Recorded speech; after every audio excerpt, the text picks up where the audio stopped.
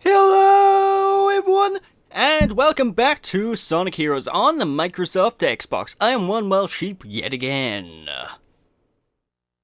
I wonder. Never mind, those guys were definitely up to no good. Enemies detected 200 meters ahead. Initiating battle mode. Hey guys, wait for me! Oh, back on this rodeo once again. And can we leave Rouge behind? Can we leave her behind? Because Rouge the Bat she annoys me. And it's mainly because Rouge the Bat knows everything about Shadow's past. Shadow, obviously, he has amnesia right now. He doesn't know anything about himself, and that's basically the next couple of games. It's basically going to be Shadow sort of looking for what happened in his past, trying to realize what happened and learn about his own past. But Rouge knows everything about the guy. Why doesn't she just tell him? Why? It's just mean at the end of the day. If someone wants to know their past, tell them, goddammit, if you know. It bugs me. It just bugs me a tad. Although I say that, but in Sonic Battle, which is actually the next game we're going to be tackling, don't worry folks, I'm not doing a full LP of that game. Jesus Christ, I don't have a death wish. Basically, Shadow has his memories all intact and whatnot as well, so Sonic Battle takes place quite a bit later than Sonic Heroes, that's if the developers even bothered to care about the timeline, which I severely doubt. But, you know, basically, Shadow has all his memories in Sonic Battle, if I recall correctly, and, you know, that's a thing. But yeah, I'm not going to be recording Sonic Battle 100% or anything. I'm not going to be doing a full LP of that game. I'm just going to be doing a quick look at video. And it's not that I don't want to do a full LP of Sonic Battle, because in a way I do. It's more of a matter of I don't think I'll be able to do it. Why? Because the game, 90% of the game is talking. Actually, no, not 90%. Around 50% of the game is talking. The other 50% is fighting. It's not exactly the most, shall we say, easy game to go on my way to record, you know, it's especially when it comes to commentary, so I don't know, I don't think recording that as a full LP will be a good idea, as much as I want to cover it in as much way as possible. I may just have to make the Sheepish Look At a slightly longer Sheepish Look At, what can I tells ya? Indeed. But yeah, this stage is a little bit more frustrating than it is with Sonic because, well, obviously the level itself is a lot longer. We have a lot more pinball tables to traverse. We have a lot more areas to go to, which is a bit of a pain in the arse. And again, these are without a doubt my worst levels in the game. I really do not like these stages. And it's such a shame because pinball levels are usually the good levels in Sonic. Well, no, I'd say usually the best Sonic levels are the first levels, but you know what I mean, like, these pinball stages they're usually considered to be really good titles in the Sonic series, even Casinopolis and Sonic Adventure, you know. I know some people who give that game, well, not so much the game, but give that level flack because it's not traditional go from point A to point B, but even then, it's a fun casino level, you know, you're doing casino things and you're enjoying. Here, it's just tedious, and it's entirely to do with the controls. It's entirely to do with the controls and level design, you know, folks. I don't care. I'm always going to be bashing these levels no matter what. They're a missed opportunity. They could have done these so much better, I feel. Like, just refine the controls a little bit more, give you a little bit more control when you're going down the pinball table. And, yeah, there you go. Because, ladies and gentlemen, one thing I will talk about with the pinball controls is, in normal pinball games, the balls feel really fast, they feel really light, and basically you have a surprising amount of control over the pinballs when you hit them with the flippers, right? Not here. Not here in DDO. In fact, it's a pain in the arse to even get the flippers to catch the characters at times. There is, like, no control with characters, and it's a pain in the arse. I don't like this level. It's not a fun one. And again, it's also a shame because I love the aesthetics of this place. I love the way the level looks. It's pretty damn neat. I almost screwed myself out of a shortcut then, Jesus. Because if you get to this specific dice block by here, and you can basically fly over to this corner of the map, and it's a little bit of a shortcut, so you don't have to bother with fluffing about with pinball tables, fluffing about with flippers and whatnot. So I recommend just doing that whenever possible, you know, ladies and gentlemen. By the way, these gold enemies are a bit of a pain in the ass. Oh, thank you, Shadow. I'm not too fond of those golden mooks. Golden turtle shells, because they have higher defense in comparison to the standard turtle shells. So basically you almost always have to switch to Shadow unless you're lucky with Omega or someone in order to flip them over with your wind attack, which I haven't really properly explained, have I? I sort of mentioned that he has a tornado attack like way in the first part of the game, but I've never really gone in depth of what the tornado attack does. But basically, during the course of the game, you're going to see enemies all the time. Each of these enemies are going to have things like shields, they're going to have basically invulnerability periods where you're not able to hit them.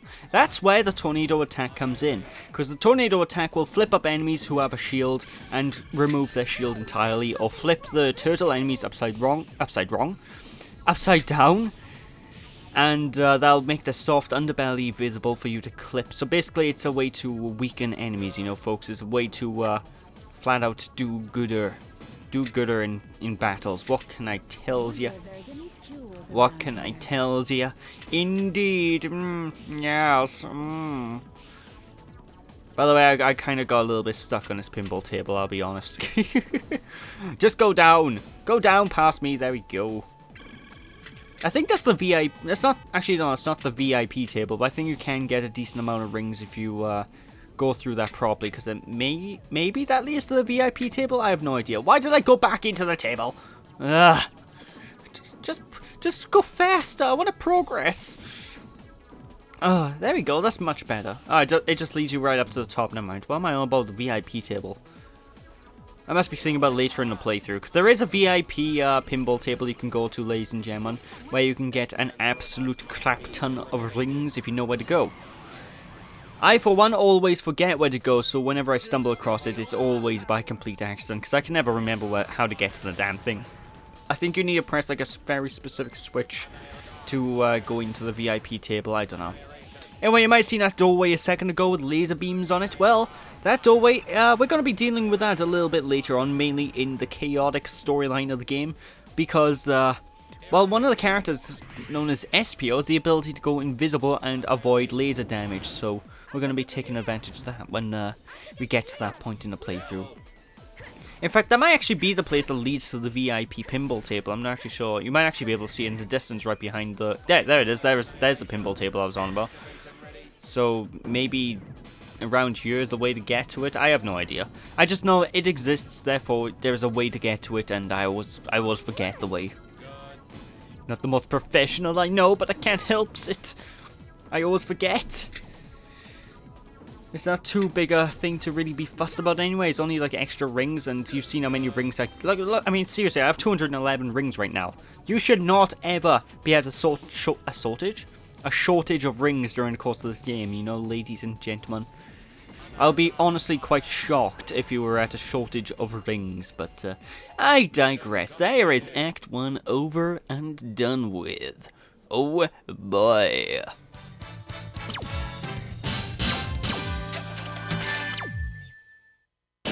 I am Omega, the ultimate E-Series robot. Hear me roar. Roar. That needs to be like a thing in one of these games. They just need to have Omega go, I am Omega, hear me roar. Roar. That would be perfect. I would love to see that in a game. I'd love to see that in the cartoon. In fact, that's probably something on the level that Sonic Boom would do in the cartoon series, because they do like their silly jokes alongside that. What am I on about? Alongside their serious jokes. The entire show is nothing but silly jokes. And honestly, that's why I love it. Seriously, if anyone hasn't seen the cartoon Sonic Boom, trust me, I recommend it. I recommend it a great deal. It's actually pretty damn enjoyable, pretty damn entertaining. Because I know with the Sonic community right now at the time of this recording, a lot of the things related to Sonic Boom is basically considered franchise cancer, which I don't really agree with, because, you know, Sonic Boom has its potential, both in the games department and in the actual in the actual series department. I'll talk more about the Sonic Boom games way later down the line when I'm actually going to be tackling them, but of course that's going to be much, much, much later down the line. In fact, it probably won't even be this year. That'll probably be going into like 2 years away from now territory. Only because I don't have any means to record 3DS games, you know. I can record up until the 3DS era of Sonic games, and then I'm gonna have to have a break from the series until I get better equipment, which may or may not take a long time, so it's a bit of a shame with that. It's a bit of a shame indeed, but yeah, so on the bright side, I have plenty of games that I want to cover on this YouTube channel, you know. I don't want this to be just Sonic the Hedgehog, the YouTube channel. I mean, I want Sonic the Hedgehog to be featured all the time on this YouTube channel, because obviously it is my favorite game franchise, and I do think that the series is really... It gets a lot more hate than it deserves, in my opinion, but, you know, I'm about to say that as I'm moving on to the games in the series, where even I am a little bit funky about, but that's beside the point.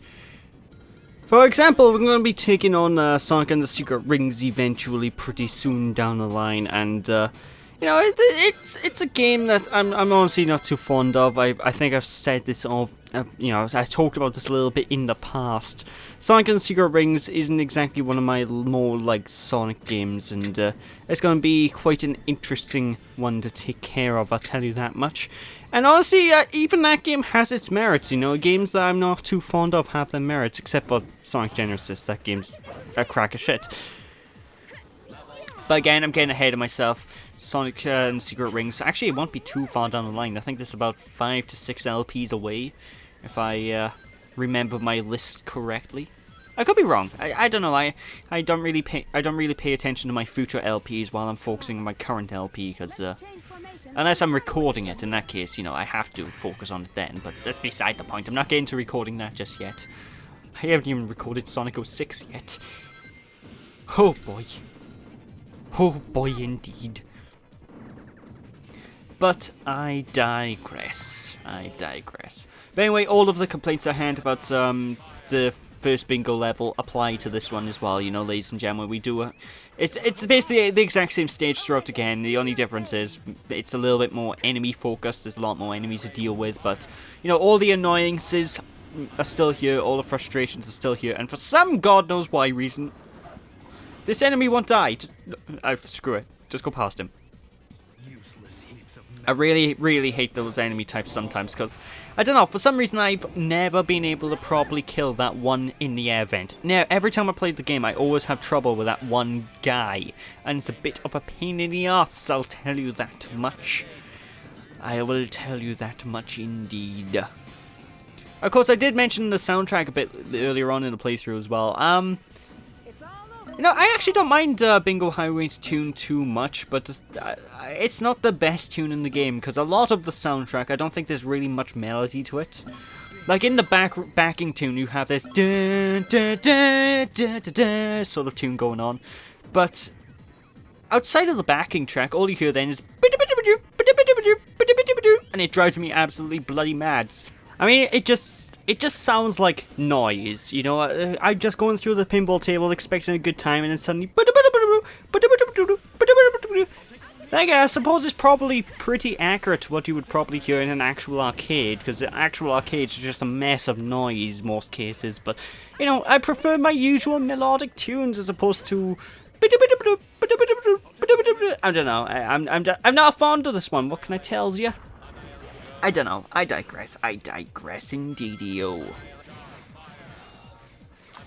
And yeah, the stage is still going. Oh, Jesus Christ. Like, I was dead serious when but actually, this is around 5 minutes mark, so this isn't even the stage at its longest yet. So it's just the stage around this point is still where it's really, I don't know, they just feel tedious to get through whenever they're not long. I mean, don't get me wrong, stages later on in the Team Dark playthrough do get ridiculously long. I think this is around to the point where the level length does actually increase a great deal, because we got another 2 or so minutes of the stage, but no, I just find the Team Dark levels to be tedious in a lot of cases, you know, and it's probably largely because the level design is pretty damn samey throughout the course of it, and I don't know, I'm not fussed on it, what can I tell you? What can I tell you, indeed? That little trick I told you about as well with Sonic way back in part 3, I believe, of the playthrough. That still applies back here, ladies and gentlemen. You know, just go in a shadow and you will be able to manipulate the board and basically effectively give yourself infinite tries, which is good because I despise this pinball board, which I think level design wise, this thing is exactly the same as it was in... Oh my god, this is exactly the same as it was in Sonic's playthrough. So they didn't even bother to change this. Okay, tell a lie, I don't think those enemies were there, but to be fair, the enemies don't do damage to me because, well, I'm constantly in a ball going down this thing. I don't get hurt. Like, if this game didn't have so much copy and paste level design in each of these stages, you know, I would be a lot lighter on it. I would be a lot lighter on each of these characters' levels. And a lot less, you know, bitchy and moany about the fact that, like, hey, it's too tedious, it's too mundane, me. You know, I think that's the large issue with this game, you know. It's just too samey with each of the character stories. Except for Team Chaotix, of course, which, I'll be talking about them, don't worry, don't you fret. In fact, I can't wait to get to that part of the playthrough, because that's going to be a breath of fresh air. Like, legitimately, Team Chaotix... I said way at the previous part of the game, you basically need to beat the game 4 times to, effectively beat the game. Well, that's kinda true, but not so much in the instance of Team Chaotix. Because Team Chaotix themselves have their own unique style of level design, which I'll talk about again more in detail when I actually get to them in the playthrough, because I don't want to spoil things right now. But it is a bit of a breath of fresh air after playing through the exact same thing 3 times, with minor differences here and there. We're basically playing normal mode, normal mode, hard mode, and then easy mode, and that's basically how the playthrough is going to go, you know, folks. But I digress. I am Omega, the ultimate E-Series robot. Makes sense. I think Omega was the final E-Series robot. Correct me if I'm wrong, but I'm pretty sure he was.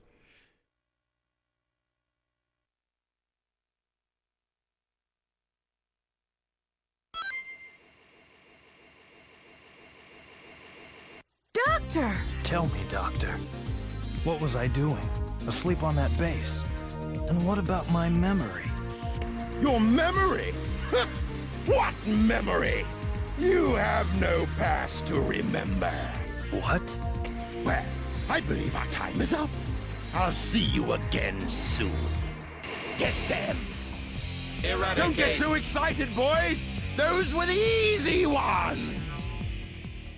Rouge, you could have intervened when you said, what about my memory? You know about Shadow's memory, goddammit. Unless you're just legitimately curious about the tube he was in. Which just looked like a Dragon Ball Z healing chamber, so... You know, I'm just assuming that it's a Dragon Ball Z healing chamber. Ugh. I digress indeed-o. With that, ladies and gentlemen, that's it for this part. So thank you all for watching. Hope you all enjoyed. Don't be sheepish. And I'll catch you all next time.